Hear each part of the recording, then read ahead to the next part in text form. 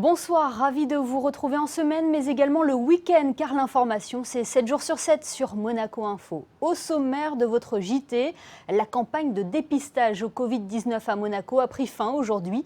Près d'un mois après son lancement, combien de personnes ont été testées parmi les résidents monégasques et les salariés de la principauté? Combien de cas positifs ont été dépistés? Quelle sera la suite de cette campagne? Nous ferons le point avec la secrétaire générale du département des Affaires sociales et de la Santé, Ludmila Rakona-Le Goff. L'événementiel durement impacté par la crise sanitaire, l'activité a été mise à l'arrêt pendant plusieurs semaines et peine désormais à redémarrer. Entre reports et annulations, et malgré la situation, les professionnels du secteur se veulent optimistes. Nous le verrons avec le directeur général de la société Just Unlimited, Jean-Christophe Goethals. Dans ce journal également, nous assisterons au grand départ des 24 heures du Mans virtuel et la reprise du cinéma en plein air. Mais avant cela, le point info avec Fabien Bonilla. Bonsoir Fabien. Bonsoir Émilie, bonsoir à tous. La baronne Elisabeth Anne de Massy s'est éteinte mercredi en fin de soirée. Elle allait avoir 73 ans, nous vous l'avons dit dans une précédente édition. La messe des funérailles est prévue mercredi à 10h30 en la cathédrale. En attendant, la chapelle palatine est ouverte au public pour lui rendre hommage tous les jours de 9h à midi et de 14h à 17h. Ce samedi matin, vous le voyez, les différents corps constitués de la principauté sont venus également rendre hommage à la cousine germaine du prince Albert II, tels que les membres du gouvernement, du Conseil national et de la mairie. Un nouveau service devrait voir le jour bientôt au centre hospitalier Princesse Grace. Oui, un prostate center dont le but sera de détecter les cancers de la prostate le plus rapidement possible. Il faut savoir que ce type de cancer reste la deuxième cause de décès concernant cette maladie chez l'homme, après celui du poumon. Il n'y a pas de symptômes du cancer de la prostate. Il faut agir avant qu'il produise des métastases. D'où l'intérêt de ce centre que lance le CHPG. Son objectif est notamment de permettre une détection aussi précoce que possible, essentiellement pour les hommes de 50 à 75 ans, a priori en bonne santé.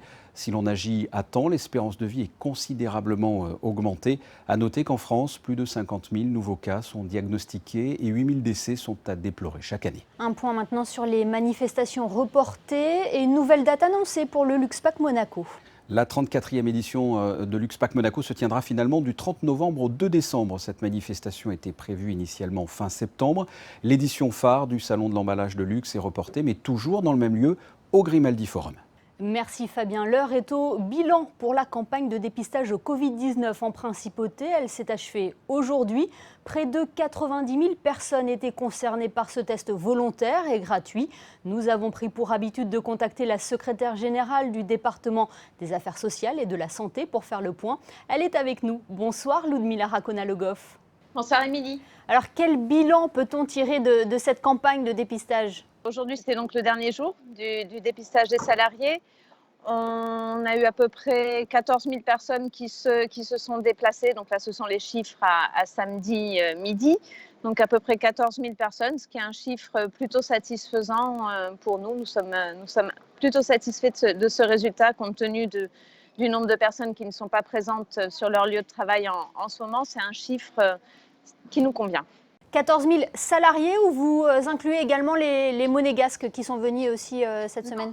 Alors, si vous voulez que l'on parle de chiffre global, on est à plus de 30 000 personnes qui ont été dépistées sur les 4 semaines de campagne. Donc, le chiffre qui reste encore à affiner parce que nous n'avons pas inclus encore dans nos données toutes les populations captives qui avaient pu être dépistées par ailleurs. Mais sur les centres de dépistage, sur les 4 semaines, un peu plus de 30 000 personnes dépistées. Globalement, c'est un chiffre satisfaisant pour vous ? Oui, tout à fait. C'est satisfaisant et d'autant plus satisfaisant que toutes les personnes qui sont venues ont exprimé vraiment un soulagement, une véritable satisfaction d'avoir pu bénéficier de ce test en principauté et que nous ayons offert cette possibilité à tous ceux qui l'ont souhaité. C'est une semaine qui a été dense ? L'organisation de la journée a été un petit peu différente que lorsque nous avons dépisté les résidents. On a vraiment eu un afflux de personnes le matin, entre midi et 2 et le soir, et nous sommes montés jusqu'à presque 1900 personnes par jour, ce qui est dense. Pour l'avoir fait, c'est très rapide. Oui, tout à fait. Ça a été un beau travail d'équipe pour organiser ce dépistage de masse qui nous a permis d'arriver à ce résultat. On rappelle le but de cette campagne, c'était de rassurer la population et également les salariés, mais également d'établir une cartographie de l'épidémie ici en Principauté. Oui, tout à fait. Donc rassurer, comme vous l'avez dit, ça a été le maître mot du gouvernement princier, donc de proposer à tous ceux qui le souhaitaient de réaliser ce test et effectivement d'établir un point zéro de l'état sérologique de notre population qui va nous permettre à présent d'avancer avec une vue un peu plus nette de la situation et de passer maintenant à un suivi actif si jamais il devait y avoir des malades. On n'a pas abordé les cas positifs. Globalement, sur toutes les personnes dépistées, nous sommes un peu en dessous de 3% de TROD positifs, donc pas forcément de personnes malades, mais de TROD positifs, donc des personnes qui ont pu rencontrer à un moment ou à un autre la maladie, ce qui correspond peu ou prou à ce que nous avions envisagé. Le virus n'a pas beaucoup circulé en Principauté. Et maintenant, Ludmila, la suite, c'est le suivi, vous l'avez dit? Je vous avais parlé de la cellule de suivi des tests qui est en place à l'auditorium. Donc la cellule va rester active au moins une semaine après la fermeture du centre de dépistage du Grimaldi pour continuer à suivre les TROD positifs qui ont été dépistés jusqu'à aujourd'hui. Et une fois la dernière personne sortie de ce suivi, la cellule va être mise en sommeil et fermée. Mais je préfère parler de mise en sommeil parce que c'est la DASA qui va prendre le relais maintenant avec ses équipes au sein de la direction pour assurer le suivi d'éventuelles personnes positives. Merci beaucoup Ludmila Racona-Le Goff d'avoir été avec nous pour ce bilan chaque semaine, ce point que nous avons fait sur cette campagne massive en Principauté. C'est moi qui vous remercie. Du sport à présent, c'est à 15h qu'a été donné le coup d'envoi des 24 heures du Mans virtuel. Hier, nous recevions d'ailleurs l'un des pilotes de l'équipage Strong Together, Felipe Massa, engagé dans cette course de légende. Une course particulière durant laquelle un appel de fonds sera lancé au profit de la Fondation Princesse Charlène de Monaco. Nous retrouvons d'ailleurs Christine Datomel qui a assisté au grand départ de cet événement.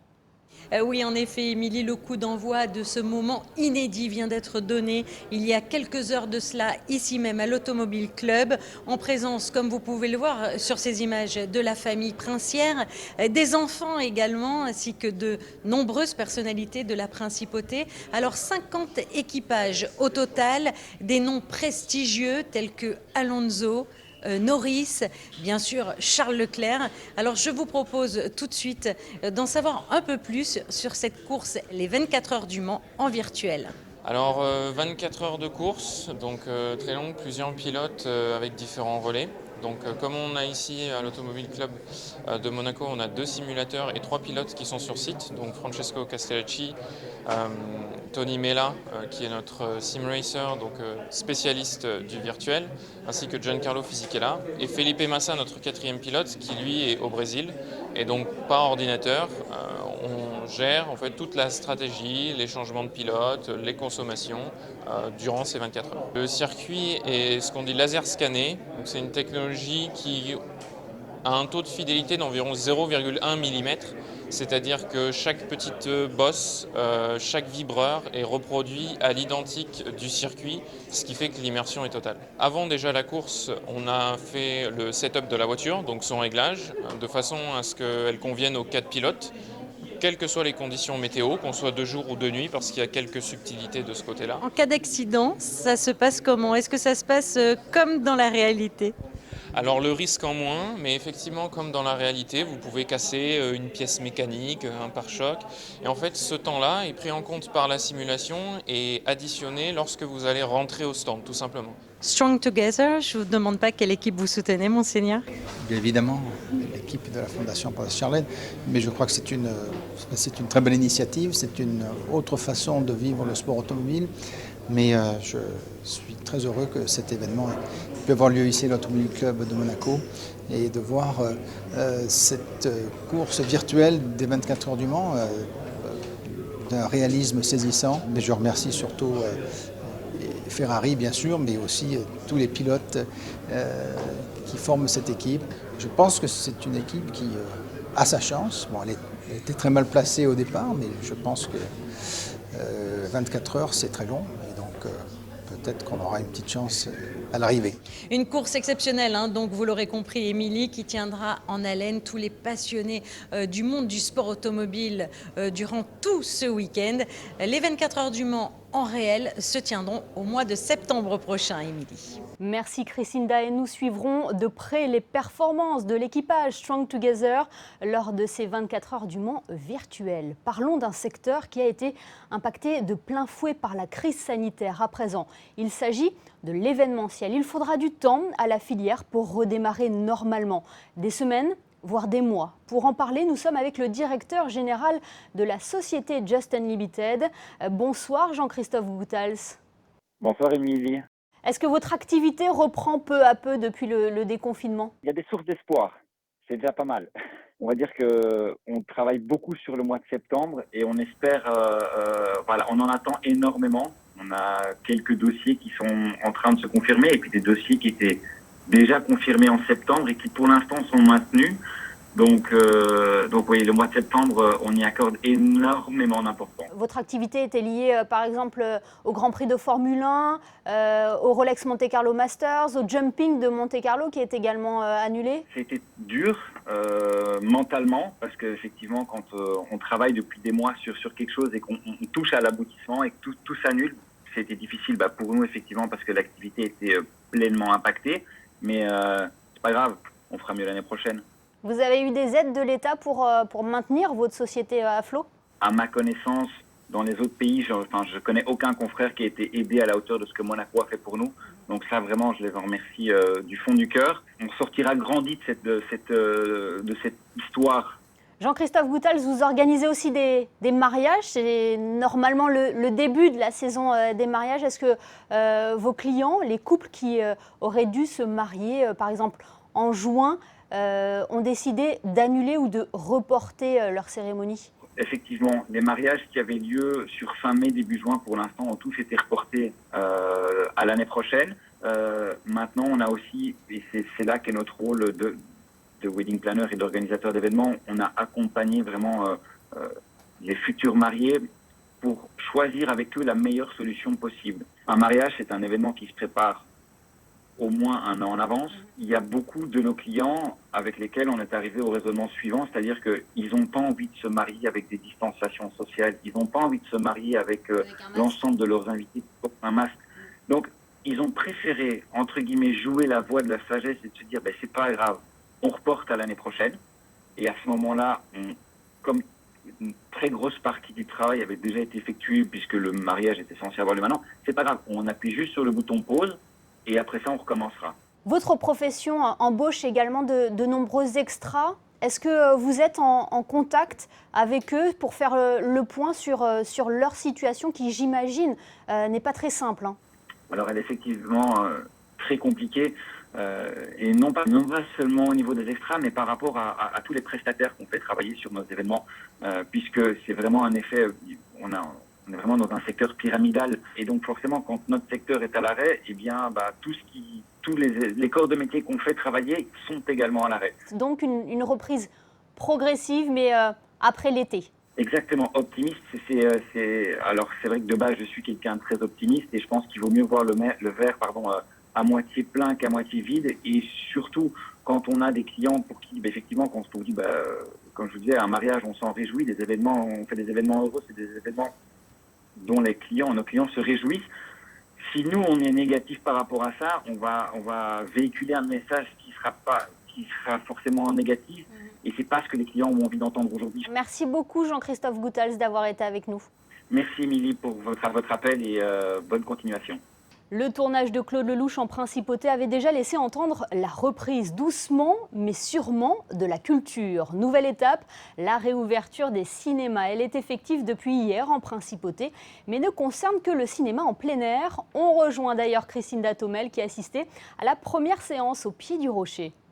Oui, en effet, la crise du Covid-19 a frappé de plein fouet le 7e art. Fermé depuis mi-mars, les cinémas avaient été forcés d'éteindre leurs écrans suite aux mesures de confinement. Ici en Principauté, pour le moment, le cinéma des Beaux-Arts est toujours fermé.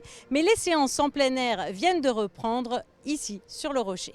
Le cinéma, l'open air cinéma vient de réouvrir ses portes. Est-ce que c'était très attendu en Principauté ?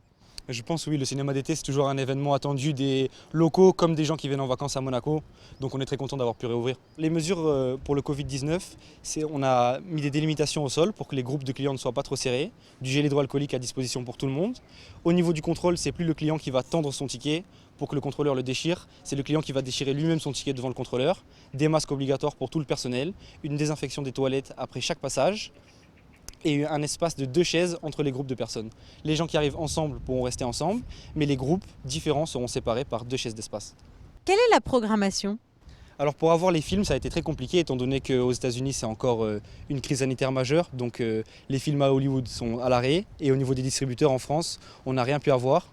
Donc on a mis les films qui ont bien marché plus tôt cette année ou l'année dernière, ainsi que des classiques du cinéma comme Retour vers le futur ou Jurassic Park. Il y aura toujours boissons, pop-corn. Bien sûr, toutes les consommations seront au rendez-vous. Donc popcorn, hot dog, boissons, soda. Si les cinémas français pourront accueillir du public à compter du 22 juin, pour l'heure, vous l'aurez compris Émilie, la Principauté reste prudente en autorisant uniquement les séances en plein air. Merci Christinda. Nous passons au point info pratique avec vous Fabien. Nous débutons avec le 5e Forum des artistes de Monaco. Oui, une édition qui a été particulière. Covid oblige, ce rendez-vous bisannuel a pris la forme d'une exposition virtuelle. Pendant plus d'une semaine, le public a pu voter pour son œuvre favorite. Et cette année, le prix du public est allé à Olivia Céleste Blanchard pour son œuvre Mappa Valley.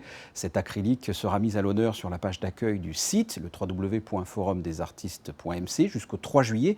Vous pourrez également y découvrir l'ensemble de l'exposition virtuelle, rassemblant près de 80 artistes s'exprimant dans des domaines tels que la peinture, la photographie ou encore la sculpture. La prochaine édition aura lieu en 2022 à l'Auditorium Régnier 3. Une bonne nouvelle à présent pour les fans de bonnes affaires. Oui, l'Union des commerçants et artisans de Monaco l'a annoncé. Les soldes d'été sont maintenus du 1er juillet au 15 août, soit pendant 6 semaines. Quant à la France, les soldes se dérouleront 15 jours après Monaco et dureront 4 semaines, du 15 juillet au 11 août, et cela quel que soit le département. Les liaisons maritimes entre Nice et la Corse vont reprendre prochainement. Absolument. Corsica Ferry, désormais seul opérateur à desservir notamment Bastia, Ajaccio, l'Île-Rousse depuis Nice, va reprendre du service dès le 1er juillet. Les conditions, les horaires et les fréquences seront communiquées prochainement. Ces liaisons entre la Corse et le continent avaient été suspendues depuis mars dernier en raison évidemment de la crise du coronavirus. Merci Fabien. Nous l'avons déjà reçu sur notre antenne. Laurent Stefanini sera l'invité de la Vigie demain soir sur Monaco Info. L'ambassadeur de France à Monaco reviendra sur sa carrière. Il abordera également les relations franco-monégasques et il évoquera l'intérêt d'avoir un ministre d'État français en Principauté. En voici un extrait. Vous regardez l'histoire des 25 ou 26 ministres d'État depuis 1911, vous voyez qu'il y a eu des diplomates, il y a eu des préfets, il y a eu aussi des personnes qui n'étaient ni diplomates ni préfets. Vous avez eu un très grand financier qui était Jacques Rueff, par exemple, au début du règne de Régnier III. Et à chaque fois, ces personnalités apportaient quelque chose, au fond, oui, à l'indépendance de Monaco. Du sang neuf. Voilà. Et il faut évidemment, mais c'est pour ça que le ministre d'État prête serment, que M. Dartout prêtera serment au début du mois de septembre lorsqu'il arrivera en Principauté, il faut que le ministre d'État soit totalement, je dirais, ne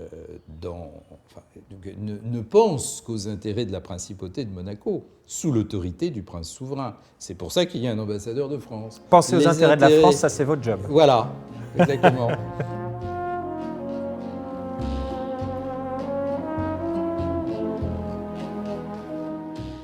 La Vigie avec Laurent Stefanini à découvrir demain à 19h sur Monaco Info.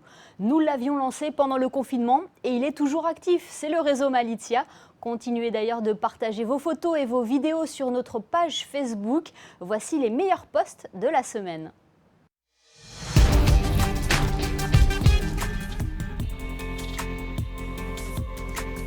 Bon, exceptionnellement, je vais la faire tout seul. C'est mieux en duo, mais bon, c'est quand même une bonne chanson.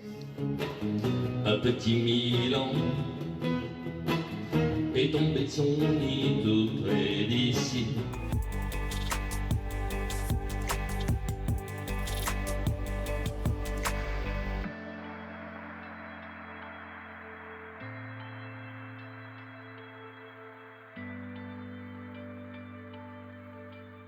un petit Milan s'est endormi seul dans la nuit. Avant de refermer ce journal, faisons le point sur les prévisions météo. Quel temps fera-t-il dimanche, Fabien ? Ce sera bien mieux que la veille, avec du beau temps tout au long de la journée, autrement dit un large soleil. Il fera de 15 à 21 degrés, le soleil se lèvera à 5h47 pour se coucher à 21h13. Et ce dimanche, ça sera la Saint-Élysée. Merci Fabien et merci à vous de nous être fidèles chaque soir sur Monaco Info, y compris le week-end. On se quitte avec les photos de Manu Vitali et la première séance du cinéma en plein air. À demain sur Monaco Info.